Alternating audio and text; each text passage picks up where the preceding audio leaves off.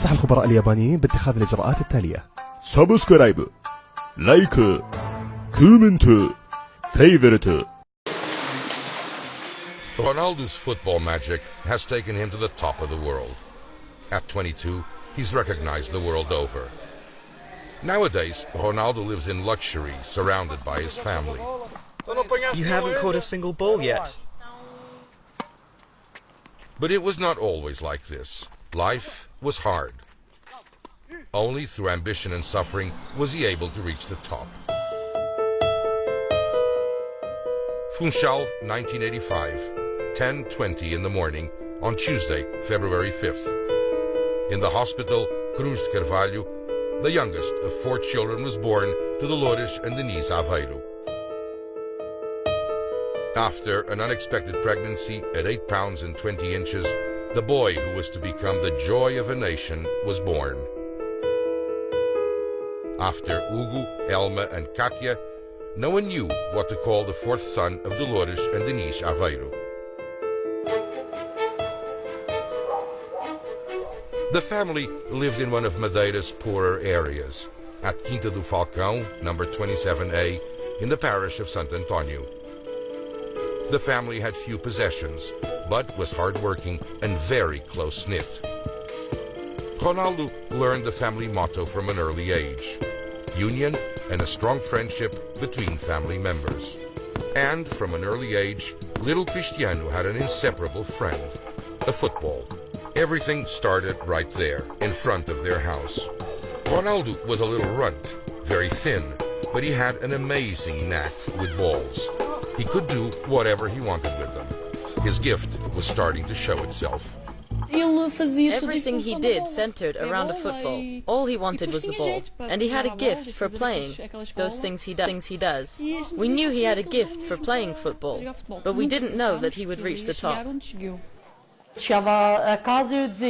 When he got home, I'd tell him to do his homework, but he used to say that he never had homework to do. I would be making dinner and he'd jump out of the window, grab a yogurt and fruit and run right out. He wouldn't come home until 9 o'clock at night.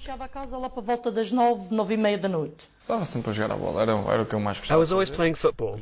It was what I loved to do with my friends. When he was 6, he played for his first team, Clube de Futebol Andorinha, very near his house. My cousin played for the club and he invited me, so I could see if I wanted to play for a team. That's where I started. We practiced almost every day. I started practicing and I liked everything about it. That's where I grew up. Word of his talent spread throughout Madeira. He would come from their left when they thought he was going for the right. There was lots of talk about him. People who knew football made us believe he had talent. Cristiano Ronaldo was a star in Madeira, and he got his first nickname based on the way he played. He used to cry if his mate didn't score.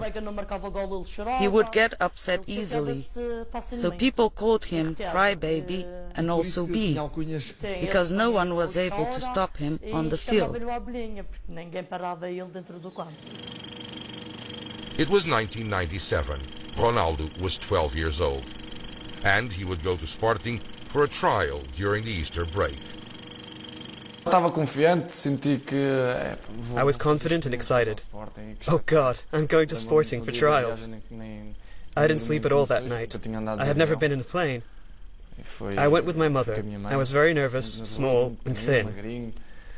It was a good experience. I knew I was going to get there and show I was a good player. And I knew I was to be put on the team right away, that they would like me right from the first practice session. The big day came, 17th of April 1997. Osvaldo Silva and Paulo Cardoso welcomed him and asked him to play with the older players. But Cristiano Ronaldo had everyone convinced. The trial was a game, and when the game began, the ball reached Ronaldo. He passed 2 or 3 other players. Osvaldo Silva and I said to each other, "Here's something special." At the end, all the players gathered round him. Everyone knew he was truly special and that he was an amazing kid. Paulo Cardoso and Lionel Pontes were coaches, friends and parents, and lent a friendly shoulder to Cristiano Ronaldo. The boy had to become an adult very fast. He virtually didn't have a childhood. But Ronaldo tried to forget his loneliness by focusing on his desire to become someone. He wanted to be the best in everything. Ping pong, snooker, table football, one-on-one, speed. And that was an important feature of Ronaldo. He was very determined in everything he did. In football, his team had to win. In a top-notch player, hard work is very important. He had a dream. He wanted very much to be someone. In the field, Ronaldo became better and better. In one of the junior national championship games, I remember he got the ball at the kickoff in the second half and saw that the goalkeeper was a bit outside the goal area, and he scored from midfield.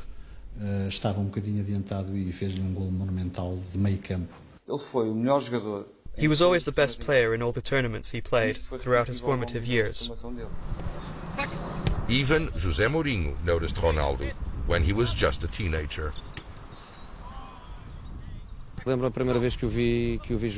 remember the first time I saw him play.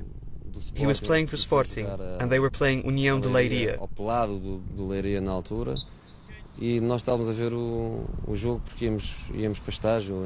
were watching the game because we were going to train afterwards.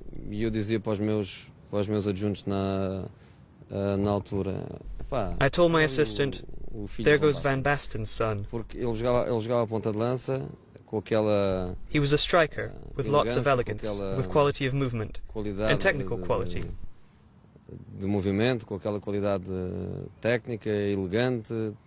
Back then he resembled Van Basten. He was a striker, and I didn't even know his name, but he struck us as different in comparison with the other players.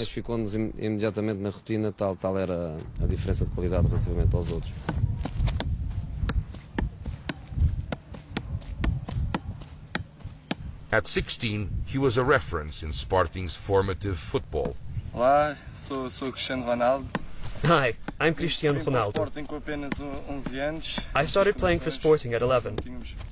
We didn't have the facilities the academy has today. I hope more players will develop here because they have good facilities, and I'm sure that a lot of star players are going to emerge from here.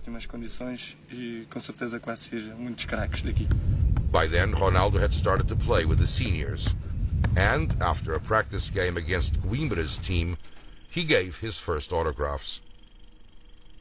Time flew by, and in 2002, Ronaldo was playing with the main team.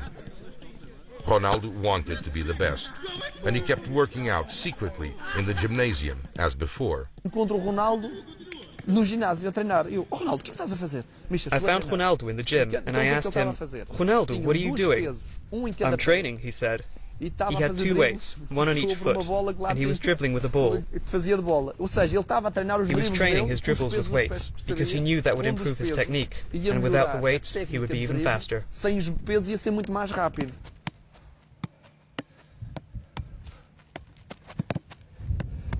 That year, he played his first international game against Inter Milan in the preliminary round of the Champions League. In the knockout stage in Italy, because it was his debut, he was hazed.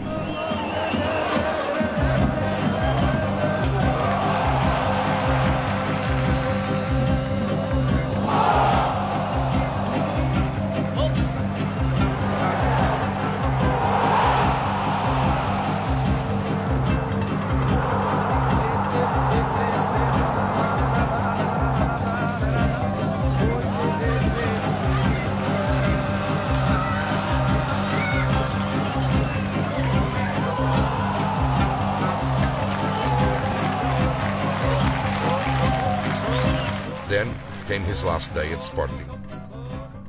August 2003. It was a day of celebration. The new Alvalade Stadium was inaugurated. They faced a heavy opponent, Manchester United. Ronaldo's name was well known, And the day before the game, Sporting, Jorge Mendes and Manchester United signed a preliminary agreement so he could go to England a year later. But this game changed it all.